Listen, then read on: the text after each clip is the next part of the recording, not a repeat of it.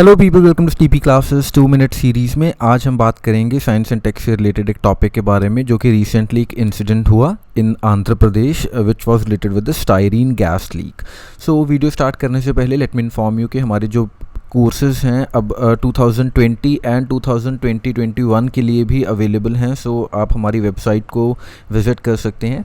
Moreover 2 o'clock आज हम एक नया इनिशिएटिव लॉन्च करने जा रहे हैं, बैक टू बेसिक्स। तो अगर आप नए हैं इस प्रिपरेशन में, so you can may be start with following those basic concepts first of all, क्योंकि उनकी क्लैरिटी आपकी ओवरऑल जो प्रिपरेशन है उसके लिए इम्पॉर्टेंट है। तो मोरओवर जो भी डिटेल है कोर्सेज़ के बारे में, चाहे तो आप हमारी वेबसाइट पर जाके विजिट कर सकते हैं, नहीं तो 2 o'clock will be explaining you the whole thing.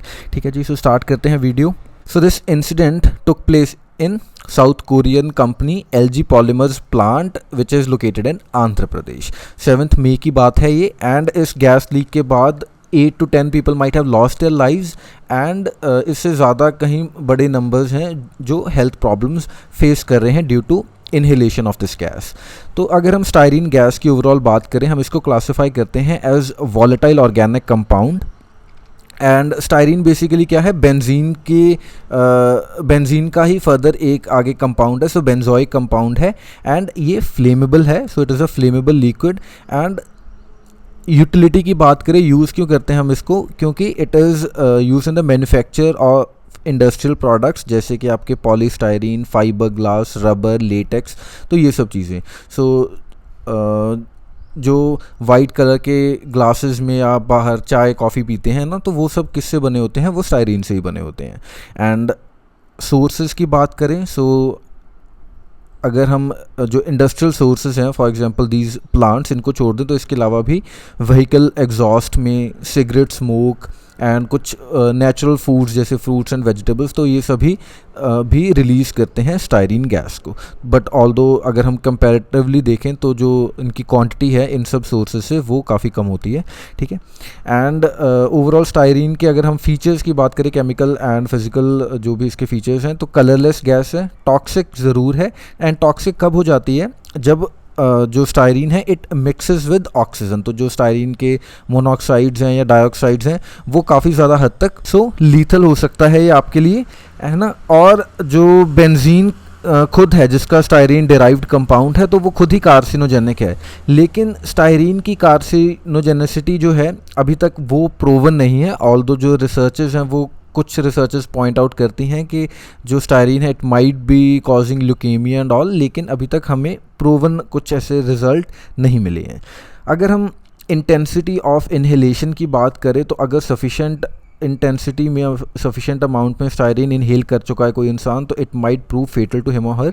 And सिर्फ इनहेलेशन ही नहीं बल्कि ये स्किन के थ्रू भी आपकी बॉडी में पास थ्रू हो सकती है, तो इसलिए डायरेक्ट एक्सपोजर भी इसका ख़तरनाक है।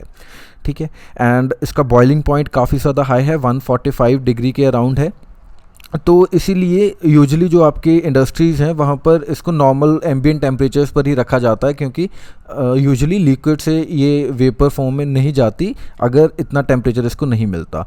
तो रिसेंटली जो हमारा गैस लीक हुआ है आंध्र प्रदेश में, वो इन्वेस्टिगेशन इसी के ऊपर चल रहा है कि नॉर्मल टेम्परेचर्स के ऊपर तो जो गैस है वो लिक्विड रहती है ना, तो इतनी आसानी से या व्हाट वर द प्रोसेसेस जिसके थ्रू वो गैस जो है वेपराइज हो गई, तो इतना जो टेम्परेचर है कैसे रीच हुआ, इसी के ऊपर जो फिलहाल इन्वेस्टिगेशंस चल रही हैं।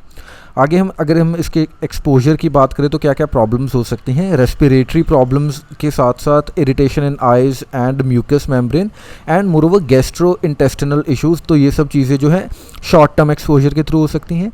लॉन्ग टर्म एक्सपोजर के थ्रू आपका सेंट्रल नर्वस सिस्टम अफेक्ट हो सकता है एंड मोरओवर पेरिफेरल न्यूरोपैथी जैसी प्रॉब्लम्स जो हैं जो सेंट्रल नर्वस सिस्टम से रिलेटेड हैं, ये सब चीज़ें हो सकती हैं। एंड ऐसा माना जाता है कि कैंसर के साथ साथ डिप्रेशन भी कॉज कर सकती है स्टायरीन गैस एक्सपोजर।